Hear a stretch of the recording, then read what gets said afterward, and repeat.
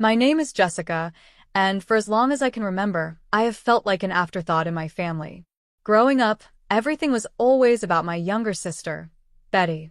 She was the favorite, the perfect child who could do no wrong. Betty was the daughter my parents had always dreamed of. Me?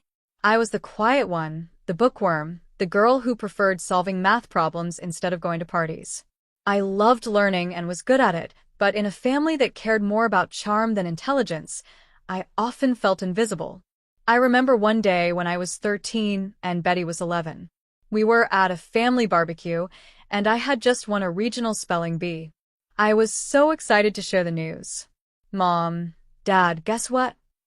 I ran to them, holding my certificate. I won the spelling bee. My mom glanced at me, but her eyes quickly went back to Betty, who was doing cartwheels on the lawn. "That's nice, dear," she said without much interest. Then she turned to Betty. "Sweetie, be careful. You might get grass stains on your new dress." I stood there, holding my certificate, while everyone cheered for Betty's cartwheels. No one asked about my achievement. No one cared. It was always like that. Betty got new clothes, while I got her old ones. She got dance lessons, while I got a library card. She got praise and attention, while I got used to being ignored. As we grew older, nothing changed. Betty became a beautiful and popular teenager, full of life. I spent more time in my books and numbers, finding comfort in a world where hard work mattered more than charm. "Jessica, why can't you be more like your sister?" became something I heard all the time. And right after, my parents would turn to Betty and say, "Darling, you're perfect just the way you are." I tried not to let it bother me. I told myself that one day, my hard work and intelligence would pay off. One day, I would prove that I was worth something too. When I started high school, I focused on my studies more than ever. I wanted to do so well that even my parents couldn't ignore my achievements. But no matter how hard I tried, I couldn't compete with Betty's popularity. In my junior year, I won the state math competition. It was a tough contest, with the smartest students competing against each other in a test of numbers and logic. When they announced my name as the winner, I felt proud and hopeful. Finally, I had done something truly amazing. That day, I rushed home with my trophy, excited to share the news. But when I walked through the door, I saw the usual scene, my parents fussing over Betty, who was trying on a new costume. "Mom, Dad, guess what?" I said, out of breath from excitement. "I won the state math competition." My mom glanced up briefly and gave me a small smile. "Oh, that's nice, dear. Betty, honey, turn around so we can see the back." My dad didn't even look up as he adjusted Betty's costume. "Good job, Jessica." "Betty, are you sure this fits? It looks a little tight on the shoulders." I stood there holding my trophy, feeling crushed. "But it's the state competition," I said softly. "I beat hundreds of other students." "That's great, sweetie," my mom said, not really listening. "Betty has a big performance this weekend, and we need to make sure everything is perfect." And just like that, my big moment was forgotten. Again. I went to my room and placed the trophy on my desk. No one noticed it but me. It sat there collecting dust. When it was time for college applications, I gave it my all. I poured my heart into every essay, every form. I was determined to get into the best school possible, to prove, once and for all, that I mattered. Then the day came. The acceptance letters arrived. I had been accepted into a top university with a full scholarship to study financial analysis. My hands shook as I read the letter. Tears of joy and relief ran down my face. I ran to the living room where my parents were sitting with Betty. "I got in," I said, my voice shaking with emotion.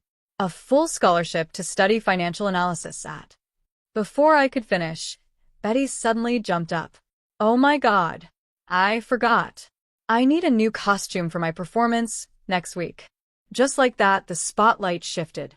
My parents grabbed their keys and wallets, rushing to help Betty. I stood there, acceptance letter in hand, realizing once again, I would never be their priority. I stood in the empty living room, holding my acceptance letter, listening to the sound of the car leaving the driveway. My parents didn't come back until late that night, carrying bags full of Betty's new costume and accessories. No one mentioned my acceptance again. I focused on my studies at university, while Betty took a different path. She went to the local community college, more interested in her social life than school. Soon, she started dating Kevin, her high school boyfriend. Meanwhile, I found my place in the world of financial analytics. For the first time, my hard work and intelligence were noticed and appreciated. I made close friends who loved numbers as much as I did. It felt like I finally belonged somewhere. Back home, Betty's life went exactly how my parents had always dreamed. She married Kevin right after college in a big, expensive wedding that my parents paid for. I stood by as a bridesmaid, once again feeling like an outsider in my own family. A year later, Betty announced she was pregnant. When she gave birth, my parents acted like the whole world revolved around that hospital room. "We're grandparents," my dad kept saying, tears in his eyes. "Can you believe it, Jessica? Aren't you excited to be an aunt?" I was happy for Betty, truly. But I couldn't help feeling ignored again. I had just landed a job at one of the top financial firms in the city, but compared to Betty becoming a mother, it didn't seem to matter. 3 years later, when she had her second child, it all happened again. Betty was the perfect daughter with the perfect family. And me? I was just Jessica. The one who worked too much, didn't date enough, and didn't give my parents grandchildren to spoil. By the time I turned 31, I had worked my way up to senior financial analyst. I was respected by my coworkers, valued by my clients, and, for the first time, I felt truly proud of myself. To celebrate my success, I decided to buy a house. It was a beautiful one-bedroom home in a great neighborhood. It wasn't a mansion, but it was mine, bought with my own hard-earned money. The day I got the keys, I felt a sense of pride I had never known before. Excited, I invited my family over to see my new home. I thought that finally, my family would see what I had achieved, that they would be proud of me. When they arrived, Betty had her kids with her.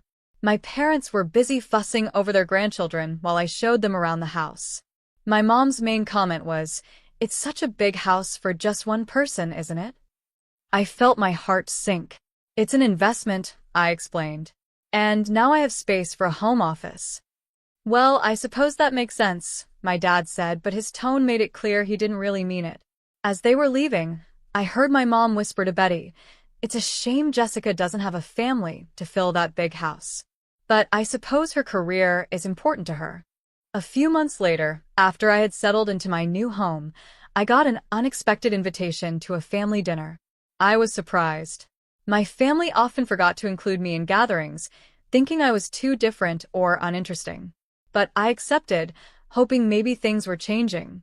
When I arrived, my dad patted my shoulder awkwardly. "Jessica, good of you to come. Have a seat. We have something important to discuss."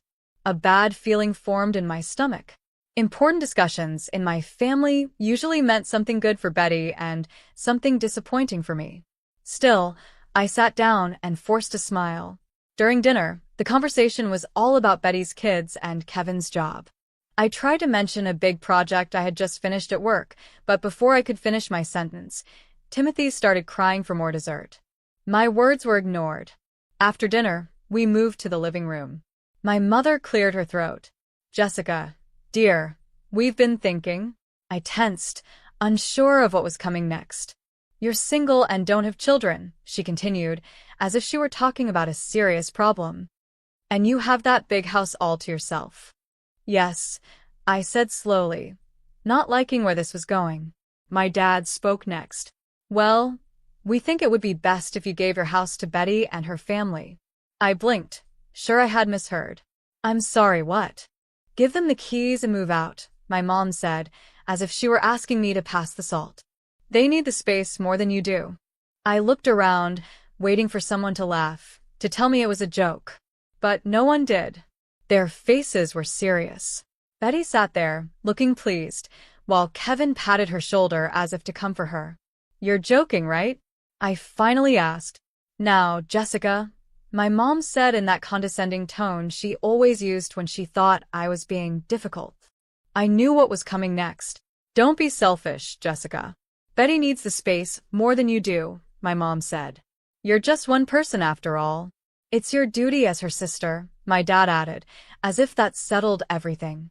Family helps family. I felt like I was living in some kind of twisted dream. But it's my house, I said, my voice barely above a whisper. I bought it with my own money. I worked hard for it. Oh, come on, Jessica, Betty said, her voice overly sweet. You know how hard it is raising two kids in our tiny apartment. You'd be doing us such a big favor. I stood up, my hands shaking. No, I said, my voice growing stronger. Absolutely not. I'm not giving you my house. The room exploded. My parents started listing all the things they had supposedly done for me over the years. Betty went on and on about how hard it was raising kids.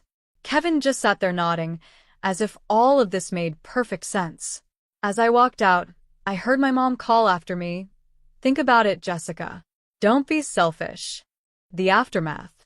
In the days after that awful dinner, my life turned into a mess. My parents had clearly told the whole extended family that I was selfish. Suddenly, relatives I hadn't spoken to in years started calling and messaging me, acting like they knew what was best for me. One afternoon, I got a call from my great-aunt Kimberly, a woman I hadn't seen since I was a teenager. Jessica, she almost gasped into the phone. I heard about your situation. How could you be so heartless? You're nothing but an old maid, saving money for no good reason. The next day, my cousin Gary, who I barely knew, sent me a text. Hey Jessica, heard you're being difficult. Why don't you just move to a remote island and live as a hermit? You're already an outcast and a loner anyway. 3 weeks after that horrible family dinner, I was at home, sick with a bad cold. Wrapped in a blanket, sipping hot tea, I heard a strange noise at my front door. It sounded like someone was messing with the lock. My heart started pounding. Was someone trying to break in? I set my tea down quietly and crept toward the door, my legs shaking beneath me. Peeking through the peephole, I nearly gasped out loud. There, on my front porch, were my sister, my parents, and Kevin. Betty was kneeling by the lock, a hairpin in her hand, trying to pick it open. My parents stood nearby, keeping watch. Kevin stood a little farther back, looking nervous. Without thinking, I yanked the door open. They all jumped back, shocked. What the hell do you think you're doing? I demanded. My voice was hoarse from my cold, but I was furious. For a moment, they just stared at me, caught red-handed. Then, to my complete disbelief, my mother spoke. We thought you'd be at work. We were just going to move in. Move in? I repeated, stunned. You mean break in and live in my house without permission? Jessica, my father said, trying to sound reasonable. We knew you wouldn't call the police on us. We're family, after all. I looked past them and saw a car in my driveway, packed with boxes and suitcases. They had actually planned to move in behind my back. Get off my property, I said, my voice low and firm. Now. Or I will call the police. I pulled out my phone and dialed 911, holding it up so they could see. Last chance. Leave now. They stared at me, disbelief all over their faces. Then slowly, they turned and left. I watched them drive away, my whole body shaking. Once they were gone, I shut the door, locked it, and slid down onto the floor, my back against the solid wood. Taking action. The very next day, I called a security company and had surveillance cameras installed around my house. These weren't just any cameras, they had a voice recording function, too. But technology wasn't enough. I had always wanted a dog, and now I had the perfect reason to get one. I went to the local animal shelter, determined to find a companion who could also help protect my home. That's where I met Buddy. He was a large mixed-breed dog with intelligent eyes and a cautious nature. The shelter worker told me his story. His previous owners had abandoned him for being too protective. But I could see the loyal, loving dog underneath. Buddy and I bonded quickly. At home, he was sweet and affectionate, always by my side. But the moment a stranger came near the house, he became a fierce guard dog, his deep bark warning anyone who thought about trespassing. I set up a comfortable kennel for him in the backyard, with a cozy doghouse and plenty of toys. He seemed to love it, often lying in the sun when he wasn't patrolling the yard. For 3 months, life was peaceful. Then, a work emergency called me out of town for the weekend. I didn't want to leave, but my neighbor, Mrs. Thomas, assured me she would take good care of Buddy. She adored him. She often brought him treats and took him for walks when I worked late. Feeling somewhat at ease, I left for my trip. But on the second night, my phone rang. It was Mrs. Thomas, and she sounded panicked. "Jessica, dear, there's been an incident," she said, her voice shaking. "Buddy, he bit a stranger. He chased them right out of the yard and down the street. The police are here now." I caught the first flight home, my mind racing. When I arrived, I walked into a scene straight out of my worst nightmares. My parents' car was parked in front of my house. Betty was there, looking both angry and smug. And to my horror, 4 police officers stood in my driveway. I approached carefully. "What's going on here?" One of the officers stepped forward. "Ma'am, we received a complaint about your dog attacking someone. Can you tell us what happened?" Before I could speak, Betty jumped in. "Her monster of a dog attacked my husband," she shouted. "He jumped right over the fence and bit him. He could have been killed." Suddenly, everything made sense. The stranger Buddy had bitten was Kevin. "That's not true," I said firmly. "My dog was protecting my property from intruders. If your husband got bitten, it's because he was trying to break into my house." Betty's face turned red with anger. "Liar! That beast needs to be put down before it hurts someone else." My parents, who had been oddly quiet, finally spoke. "We'll be pressing charges," my father said, his eyes gleaming. "And, of course, you'll have to pay for Kevin's medical bills." The officer looked between us, clearly sensing the family tension. "Ma'am," he said, "because of the complaint, we have to take your dog to the kennel for evaluation. If he's deemed aggressive, he may have to be put down." My heart sank as I watched animal control load Buddy into their van. He looked at me with confused, sad eyes, and I felt tears well up in mine. As the officers and animal control drove away, my mother stepped closer. In a low voice, she whispered, "You know, Jessica, all of this could have been avoided if you had just given us the house." She smiled cruelly. "It's not too late," she continued. "Give us the house and we'll drop the charges. Otherwise, well, you know what happens to aggressive dogs." I stood frozen, watching as my family drove away, looking smug and satisfied. Then, like a bolt of lightning, a realization hit me. The security cameras. I ran into the house, my heart pounding, my hands shaking as I turned on my laptop and opened the security footage from the previous night. Holding my breath, I prayed the cameras had captured what I needed. The video was crystal clear. I watched as Betty and Kevin crept up to my front door, looking around nervously. Then Buddy appeared on screen, his fur bristling as he let out a low growl. And then, I heard it, Betty's voice, clear as day. "Kevin kicked the dog. When it bites you, we can accuse Jessica and demand compensation. Or better yet, we can get the whole house in exchange for the dog's life." My stomach turned. On the screen, Kevin cruelly kicked Buddy. Caught off guard, Buddy reacted in self-defense, biting Kevin's leg. Betty let out a loud, dramatic scream, and Buddy immediately let go. The two of them ran away, leaving Buddy standing there, confused and upset. I felt sick. The confrontation.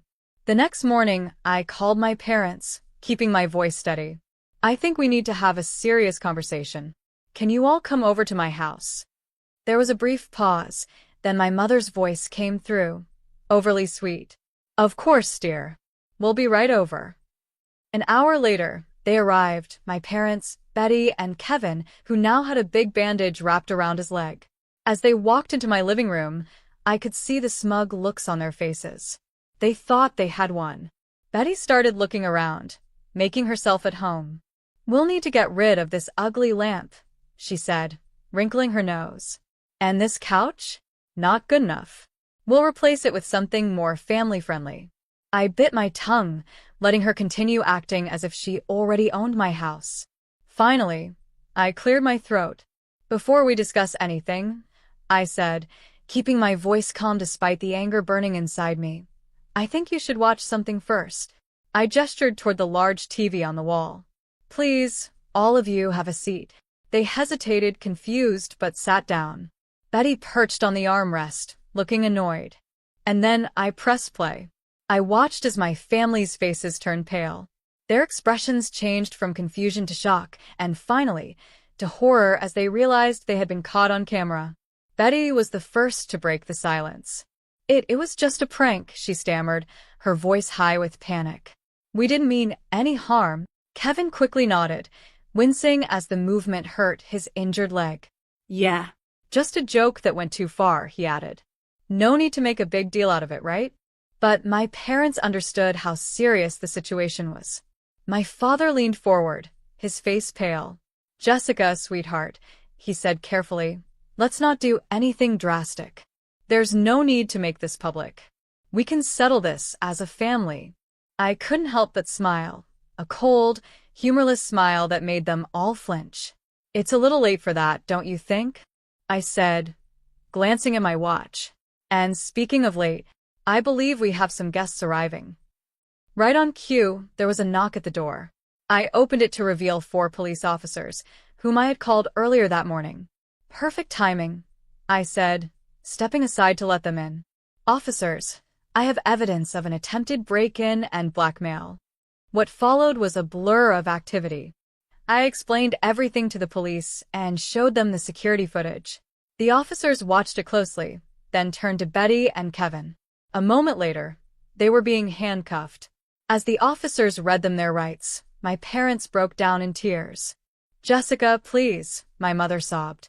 Don't do this. We're family. For a moment, I felt a small sting of sadness. But it was quickly drowned out by years of pain and resentment. You should have thought about that before you tried to steal my home and hurt my dog, I said coldly. I think it's time for you to leave. With tears in their eyes, my parents followed as Betty and Kevin were led to the police car.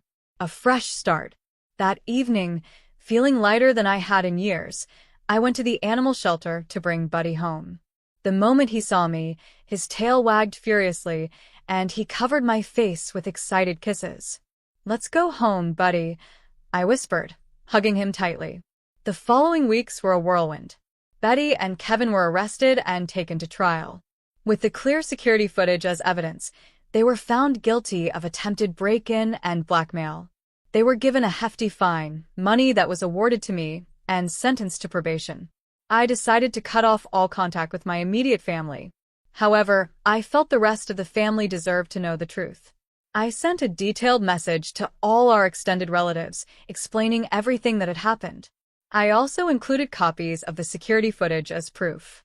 The response was overwhelming.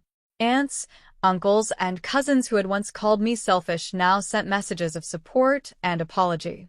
Many were shocked by what my parents, Betty, and Kevin had done. Even the most forgiving relatives refused to include them in family gatherings. They were now outsiders. Moving forward.